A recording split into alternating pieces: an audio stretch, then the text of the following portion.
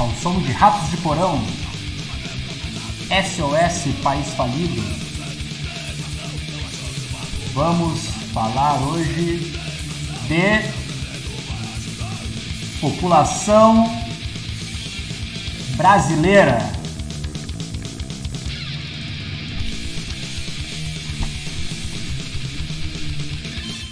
Escolhi essa música porque ela faz parte do disco Brasil, do Ratos de Porão, clássico do hardcore e heavy metal brasileiro e mundial, inclusive que fez 30 anos no ano passado, músicas totalmente atuais.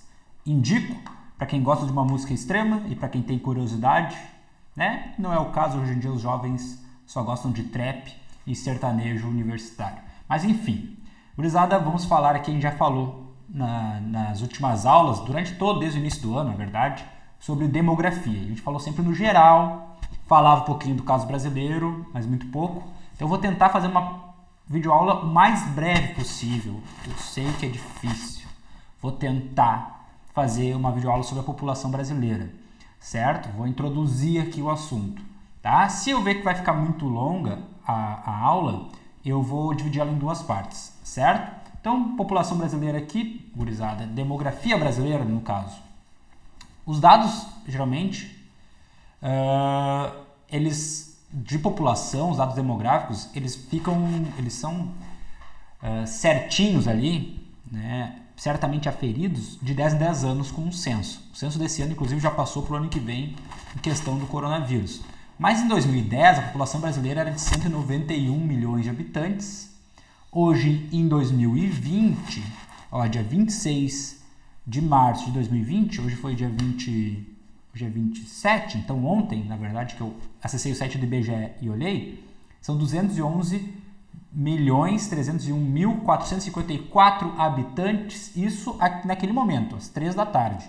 A cada 20 segundos a população aumenta do Brasil. Então, a cada 20 segundos é uma pessoa a mais. Não é que uma pessoa a mais nasce. Eles pegam a comparação entre natalidade e mortalidade ao longo do ano, como é que é, eles dividem por mês, por dia, por hora, enfim. Eles conseguem chegar na estimativa de que a cada 20 segundos um brasileiro a mais, certo? Tem na população brasileira. Então ele era o quinto, me esqueci aqui de arrumar, ele era o quinto país mais populoso até janeiro, quando ele foi ultrapassado pelo Paquistão. Então a gente ainda tem uma população menor que é o Paquistão, Indonésia, e Estados Unidos e Índia e China, certo? Então nós passamos de quinto para o sexto país mais populoso, certo? Que não é ruim perder posição nesse ranking, certo? Porque, né, o crescimento populacional muito acelerado e também é um problema, a gente já viu isso, né? Então, população de hoje, 211 milhões de habitantes, é gente pra caramba. Então, nós temos ali já 20 milhões de pessoas a mais do que em 2010. 20 milhões a mais seria 10% a mais de pessoas, né, no Brasil em 10 anos. Um crescimento de 1% ao ano, mais ou menos, população, né, em média nessa última década. Tá? Então, a gente for ver ali, pessoal, a população brasileira ela era de menos de 10 milhões no primeiro censo, em 1872, e hoje, então, a gente já viu, é mais de 200 milhões. A população ela cresceu muito rápido, principalmente no século passado, quando passou pelo período de explosão demográfica, que a gente já viu isso, né? Que é aquele período onde a natalidade permanece elevada e a mortalidade é cada vez menor. A população ela começou a crescer menos, começou a ter uma redução do crescimento demográfico a partir dos anos 90. Então, até os anos 90, cada ano a população crescia mais. E a partir dos anos 90, a população começou a crescer, mas crescer cada ano um pouquinho menos, certo? Ainda tem um crescimento positivo. E aqui a gente comparar, né, os dados de natalidade e mortalidade entre 1881 e 2007. A gente vê lá que em 2007, a distância entre os dois, que seria o crescimento demográfico, é menor do que era antes. Então, com o passar do tempo, a diferença entre natalidade e mortalidade tem diminuído. Até porque a mortalidade ela meio que estagnou, parou de cair, né? Enquanto a natalidade ela continua numa decrescente, certo? E aqui por que cai a natalidade? Porque a taxa de fecundidade, que é o número médio de filhos por mulher, também cai. Em 2010 era de 1,86 filhos por mulher. Então, menos do que 2 filhos por mulher já é um índice de redução da população, porque já não repõe, né, o casal que precisa para ter os filhos. Então, 1,86 filhos por mulher já é uma taxa que, com o passar do tempo, vai gerar um decréscimo da população. Claro que hoje tu tem muitas mulheres em idade reprodutiva, então se pegar todas as mulheres, cada uma tem 1,86, a natalidade ainda não é baixa, né? Muito baixa, mas indica que no futuro vai ser mais baixa, inclusive, que a mortalidade, se continuar nesse ritmo, certo? Então perceba que lá em 1960 era de mais de 6 filhos por mulher, hoje é menos do que 2. Certo? Então a gente consegue perceber que nessas últimas décadas teve toda uma mudança na estrutura de vida do brasileiro, que a gente já viu, né? Urbanização, industrialização,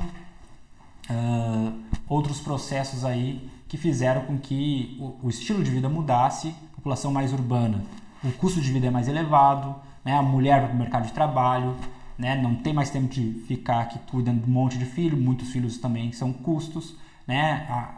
O estilo de vida muda, métodos contraceptivos também começam a se disseminar a partir da década de 60. Tudo isso causa uma mudança na cultura que faz com que as pessoas tenham menos filhos e tenham planejamento familiar, certo? E aqui então a estrutura da população, né? A pirâmide etária brasileira. Nós já vimos ali em outras aulas o que é pirâmide etária, um gráfico que mostra a população dividida por idade e sexo.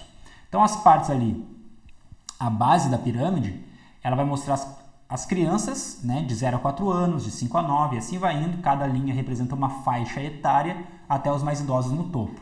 E a gente consegue perceber ali, ó, as barras, elas estão mostrando a população em 2018, e as linhas estão mostrando a população em 2012. Então a gente já consegue perceber uma diferença ali em 6 anos na pirâmide etária, né? Basicamente, está diminuindo a natalidade, e está diminuindo também a mortalidade, porque tu tem em 2018 mais idosos, mais adultos ali na casa dos 60 anos para cima, dos 50 anos para cima tu já tem mais adultos, e tem cada vez da população de 30 anos para baixo tu tem menos, certo? Então tu consegue perceber que diminuiu a população com menos de 30 anos e aumentou a população com mais de 30 anos nesses 6 anos. Então a tendência é cada vez ter mais idosos e cada vez ter menos jovens e jovens adultos, certo? E daí é um problema o quê? Um problema econômico, né? Porque a população abaixo de 30 anos, né, pensa ali 20, de 15 em diante, já é a população que está começando a entrar no mercado de trabalho, e essa população é cada vez menor, e por outro lado é cada vez maior o número de idosos. E aqui a densidade demográfica brasileira. A densidade demográfica é a população relativa, é quantos habitantes tem por quilômetro quadrado. A densidade demográfica total do Brasil, né, isso vi ontem também, recalculei ali a densidade demográfica, população ali, eu não atualizei a população no slide, esses slides tem que atualizar, né, todo ano, mas atualizei a densidade demográfica, então eu já calculei aqui em cima da população de 11 milhões de habitantes, então hoje é 24,7 habitantes por quilômetro quadrado, né, já é uma densidade demográfica que ainda é baixa comparando com outros países, né? Mas enfim, e a gente consegue perceber por que isso acontece. A população do Brasil é grande, mas o território é grande também, é maior ainda do que a população, proporcionalmente falando, comparando com outros países. Mas por outro lado, gurizada, a gente for ver aqui no Brasil, tem regiões com densidade demográfica acima de 100 habitantes. Aqui está dividido por município esse mapa, né? Quanto mais escuro é a cor do município, maior a densidade demográfica.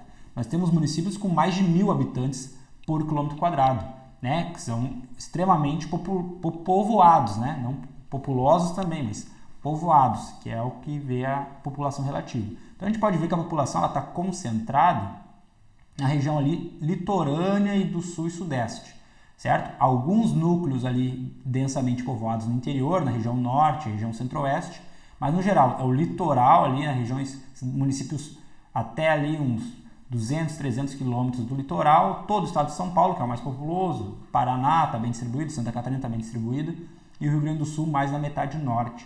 Então essa é onde se concentra. Por que se concentra? São fatores históricos, né? Pensa que as primeiras cidades brasileiras, elas estão próximas do litoral, porque foi por onde começou a ocupação na época da colonização. Os primeiros ciclos econômicos do Brasil aconteceram próximo do litoral, na região da Mata Atlântica. Então tu pensa, pau-brasil, depois desmatou essa região para plantar cana-de-açúcar, se vê as principais cidades, daí vem a industrialização, aconteceu. Então a infraestrutura toda ela está concentrada nessa região próxima ao litoral. O centro-oeste e o norte começaram a ser ocupados mais mesmo só no século passado, ali, com a expansão da fronteira agrícola. Né? O que é a expansão da fronteira agrícola? Antes se produzia agricultura basicamente só nessa região litorânea, da região sul, sudeste e o litoral do nordeste. Né? Com o passar do tempo, com o crescimento da população, com o crescimento da urbanização, as plantações foram sendo levadas cada vez mais para o interior do Brasil, né? Para o Mato Grosso, Goiás, Mato Grosso do Sul, Tocantins, Pará, e hoje a fronteira agrícola está mais ou menos ali num arco entre o Mato Grosso, Pará, invadindo a Amazônia, certo? Então hoje os estados que mais produzem soja, mais tem cabeças de gados, não é mais Rio Grande do Sul e Paraná, que nem era no passado, hoje é Mato Grosso do Sul, Goiás, certo? Então, aí uma introdução da demografia do Brasil, certo? Vou dar uma saída aqui, porque daí depois faço outro vídeo falando dos indicadores sociais para esse vídeo não ficar muito grande. Certo, gurizada? Um abraço, até a próxima, se cuidem!